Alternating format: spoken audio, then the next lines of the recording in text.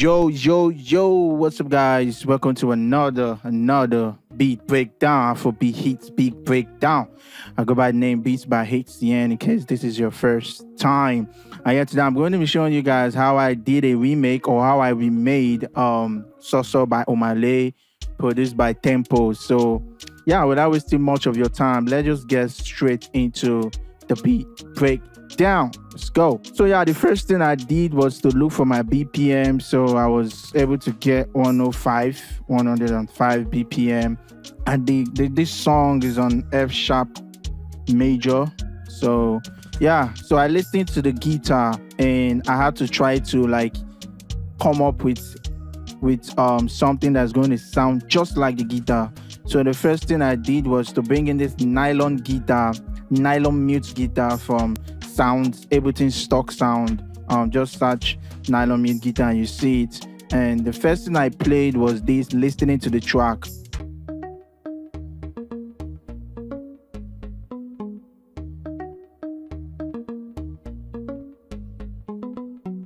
So after playing that, I added a reverb, a return, reduced it. I wasn't still getting what it was sounding like, so I added another mute guitar. This was from Contact actually, not nylon, because I dragged this, but I had to freeze it because of the system overload. And I layered with this guitar from mute slap guitar from Contact. So it sounds like this. The mute guitar sounds like this.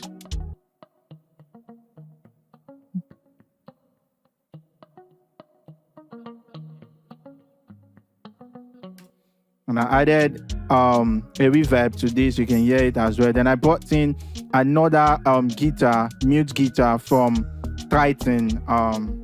Dyna Electric Guitar 1 was what I was using, and I layered it again because I was trying to get that sound, and on its own it sounds like this.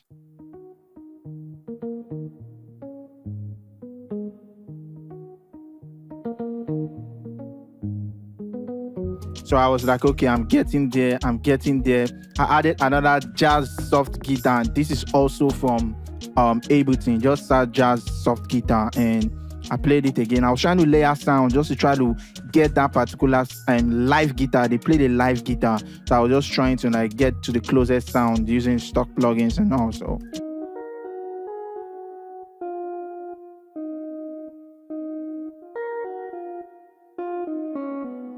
And I played a Contact guitar as well. And this time around, okay, let's put in the RC20 here as well. So they added a wobble sound, like detuning sound. So I just added an RC20 to detune the guitar a little bit. And for this first jazz guitar, I added a chorus effect to give it like more voicing. And now I just added RC20 to like give it some wobble. And I played this one as well from Contact. I think this is like electric guitar or something. So, and a little bit of RC20 to try to get what they were sounding like, because that was a live guitar, like I said. So this is what it sounds like.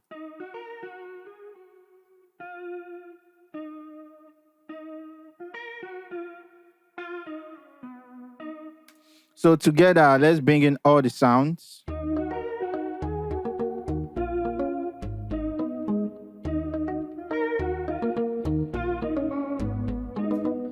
So you can see we're already sounding a little bit close to what the live guitar was sounding like. So the next thing I heard was a flute, and I was like, so instead of me using a VST plugin, let's try to like play a little bit. And I whistled. Let me try to like. So the first thing I did was I just whistled like with my own mouth, like, you understand?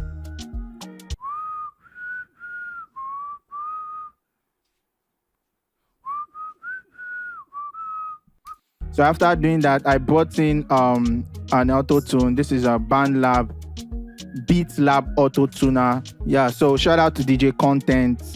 He hooked me up with this Beat Lab auto tuner 1.3, and I added a reverb to it, 74% wet, a little bit of EQing to bring up. I know I'm supposed to EQ before reverb, but I was just flowing with the vibe. Then I added a one knob, and this was just to like give it that like side chaining effect. and together with all the effects, the whistling sounds like this.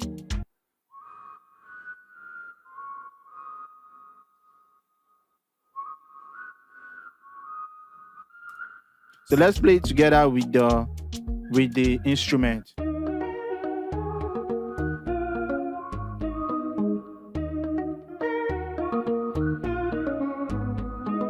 So that was just basically my mouth. So I'm trying to make sure I remake my beats to sound just like the original, but I'm trying to use what everybody have, so that we don't have to start saying I don't have this, I don't have that. So that's the essence of me doing this. So you see what we have there. So the next thing I added was a shaker.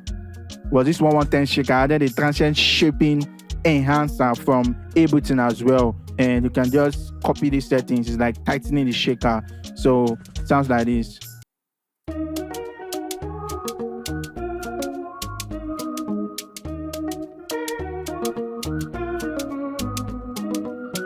So after doing that, the next thing was the drums. And for these drums, I'm using a Haitian rim, Haitian kick, SAS percussion one shot, Maestro hi-hat honesty, and yeah, I stringed it to I'm using the string Logic 1656 because I observed that it looks like there was a string in the drums. So it sounds like this together. So yeah, after doing that, the next thing I added was the percussion, listening to the track as well, and together with the you understand, like I'm bringing down the velocity to give it a little bit of groove. Let me solo it so you hear what I'm doing. So it sounds like this.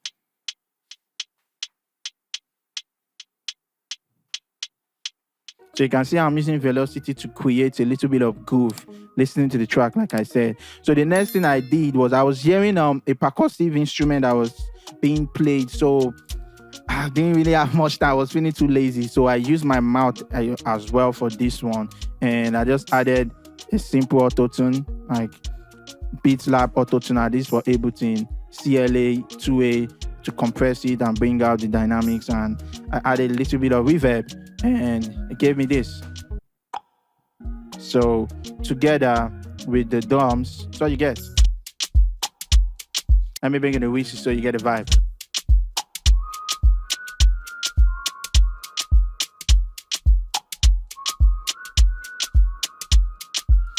So together with a Maestro tambourine, just to end the drums. So that is it. So the next thing I heard, I think was a synth or something, but like I said, to make it easy for everybody, I tried to use my mouth a little bit, and I'm still using same preset, F sharp major, hybrid reverb. Like I said, I was supposed to put my EQ or whatever before the reverb, but I was just flowing with the vibe actually. And yeah, so that was how I was able to get this sound. Like a chant, but it's behind the beat. If you listen to the song very well, like you hear it like it's behind the beat. So that was how I was able to do that. And the next thing I heard while making this was him using like rows to like create this impact of new was using this row to like introduce new sounds and new parts of the song. And what I just did while listening to it was to use just one roll, and I just warped it. If you know how to warp with Ableton, and after doing that, I like separated this track, this particular hit, from the other ones, because I noticed that this one, the tuning was a little bit different, and I used -1, and it just sounds like this. So after doing that, listening to the track going on, I heard another sound. I was thinking it was a tom, maybe it is, but like I said, I was feeling lazy, so I just typed pots, and I just used pots to like play what they did there. So that just is. So let's play and see what we've done so far. Like,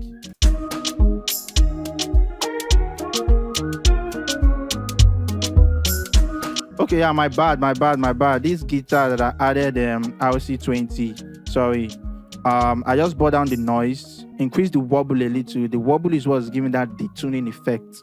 So I don't know if the guitarist used, I think he used an effect pad or something, but I just wobbled it, and or maybe this was what they did. I don't know. I'm just doing according to what I could hear, and I added a stereo to like increase the imaging, and yeah, that was how I was able to get slightly close to live sound. So if you don't have guitars and you want to, you can just copy these settings. So it sounds like this.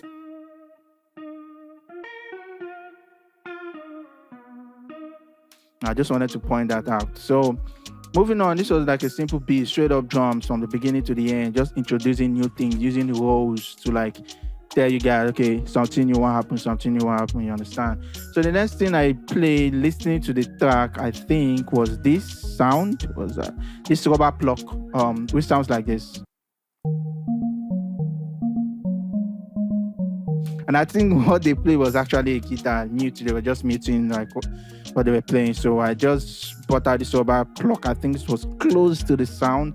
I removed the highs. Okay, let's take or bypass this EQ, and you hear what it sounds like without the EQ. You see, it has some high frequencies, and no, I didn't want that. So I had to bring in an EQ, cut the highs, and I was trying to get close to the live sound. So it sounded like this. So let's try to play together with other the guitars and the vocals, so you understand what I'm saying.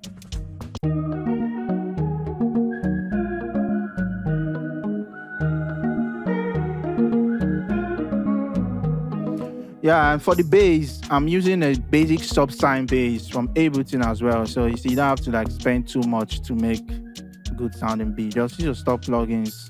Know how to select good sounds, have ears, but ears comes over time. The more you keep doing this, the more your ears gets better. So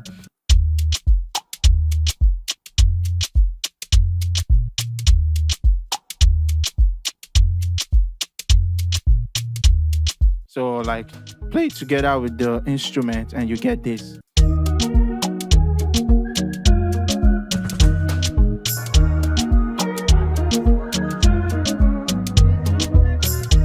So that's it. Then moving on. On this part of the track, I had something like a live clap. So what I'm using for this, I dragged in like a percussion loop. Like this is another way you can create your own one shot. Like when I play this percussion loop, I heard this clap was sounding just like the one in the original track. So I just brought this in. Then I just like, you see this knob here, I just took it because I needed only this clap. And I was still getting this high frequency. Let me solo the clap so you get what I'm saying. Let me remove the EQ. So like I was hearing one click sound, like a key. Like that's like when when you're hitting key, click, click, click, click, click. So I had to take that frequency out because I needed just that clap. So I just like, cut out that frequency. And yeah. Like I said, this was a percussion loop. I just chopped and brought out only this one. So you can also use this technique for any other stuff. Maybe you listen to a percussion loop and you just need one sound from it. You can just drag it because that was just what I did here. So yeah, easy. Then I'm using Hitz and oboe clap. Yeah, so if you have that oboe clap, but there's a percussion loop. So the next thing was log drums. I'm using a one shot and at the same time my preset from DDX10. So I'm going to give you guys for free. I'm working on some log drums, like maybe 10 or 20, so that you can use DDX10 for most of us or some of us that don't use FL Studio and you're like, hey, how can I get a log drum? So DDX10, and yeah, that's it. And listening to the track, nothing serious. They were just, bringing this in to like make the track a little bit more interesting. And yeah, it sounds like this. It sounds like this.